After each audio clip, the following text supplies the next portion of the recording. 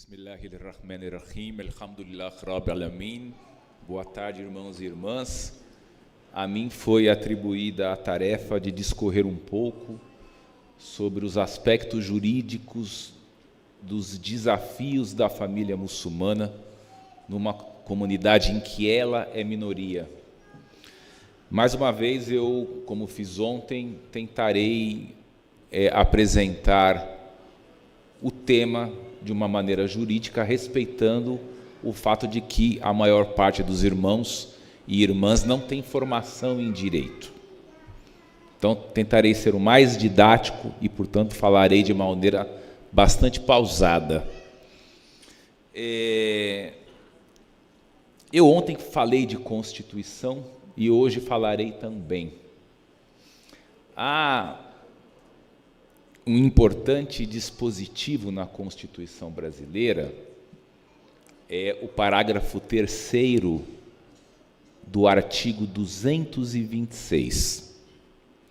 Esse dispositivo diz exatamente o seguinte: para efeito da proteção do Estado, é reconhecida a união estável entre o homem e a mulher, como entidade familiar, devendo a lei facilitar sua conversão em casamento.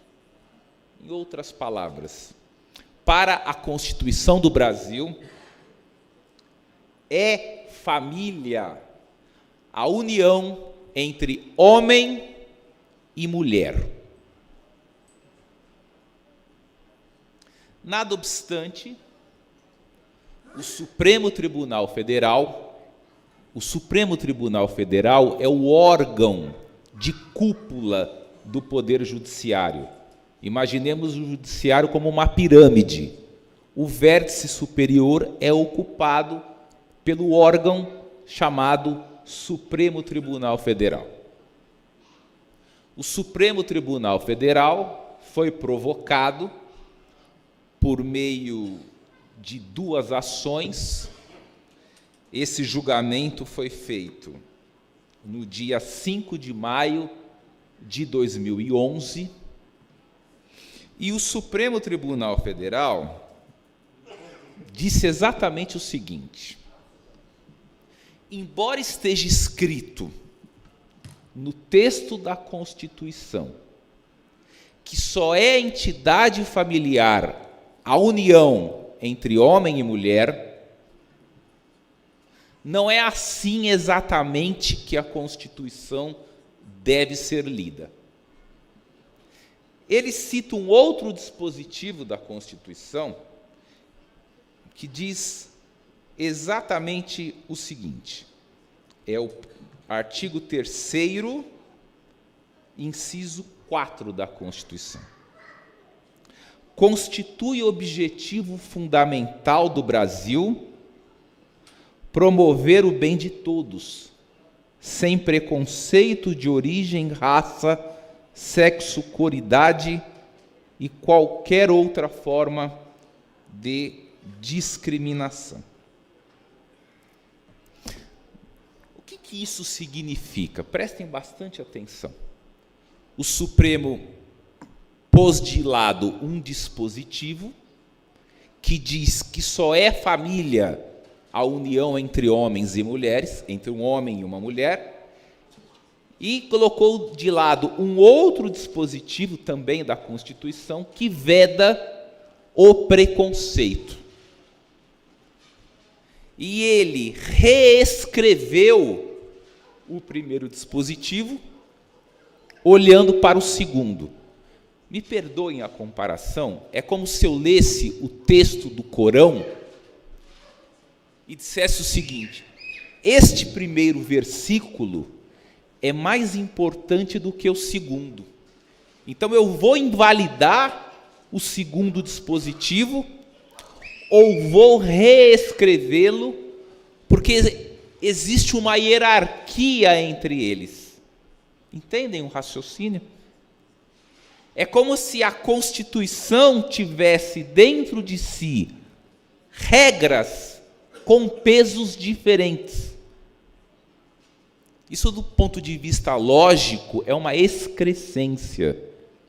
Essa decisão é tão problemática que ela é estudada no mundo inteiro.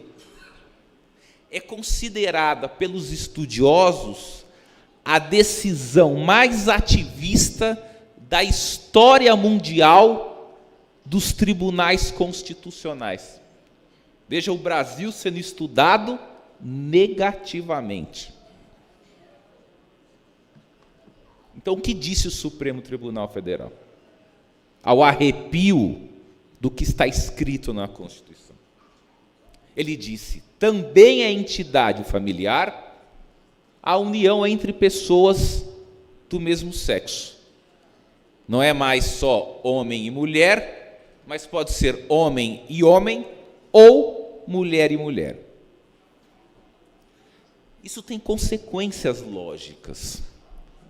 Pensemos. Por que o casamento tradicionalmente se dá entre duas pessoas? Porque existem dois gêneros. Quando eu derrubo o critério gênero, eu derrubo o critério quantidade. E, portanto, começa a se tornar possível casamentos entre 3 pessoas, entre 4 pessoas. Eu posso ter um casamento entre 5 homens, entre 7 mulheres, entre 3 homens e 1 mulher, e isso já está acontecendo no Brasil. Já há escrituras públicas regulando aquilo que se chama hoje de união poliafetiva.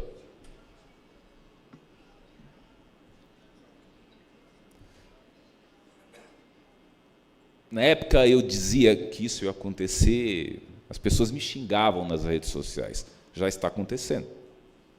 Não faz mais sentido o número 2 para definir quem são os 2 cabeças de uma família. O critério numérico não existe mais. E aí comecem a imaginar as consequências práticas de tudo isso. Nome dos filhos, sobrenome dos filhos, partilha de bens. Como é que você faz a dissolução de uma união entre 5 pessoas que não raro dormem juntas na mesma cama? Praticam atos sexuais reciprocamente. É dentro deste contexto cada vez mais crescente que os chefes de famílias muçulmanas têm de educar os seus filhos. Porque daqui para frente, os nossos filhos nascerão dentro de um contexto em que isso será normalizado. Este é o grande desafio para os muçulmanos que ainda veem importância na conservação de valores tradicionais familiares, que, salvo o melhor juízo, são os valores prescritos pela doutrina muçulmana. Não quero aqui me delongar, o meu tempo já se encerrou. Como aprendi com meu pai, fale pouco, porque você corre o risco menor de desagradar. Agradeço a atenção de todos, estou à disposição para quaisquer dúvidas. Meu intuito hoje só foi trazer uma singela preocupação para pintar um panorama que está sendo construído e cuja tendência é piorar cada vez mais. Muito obrigado.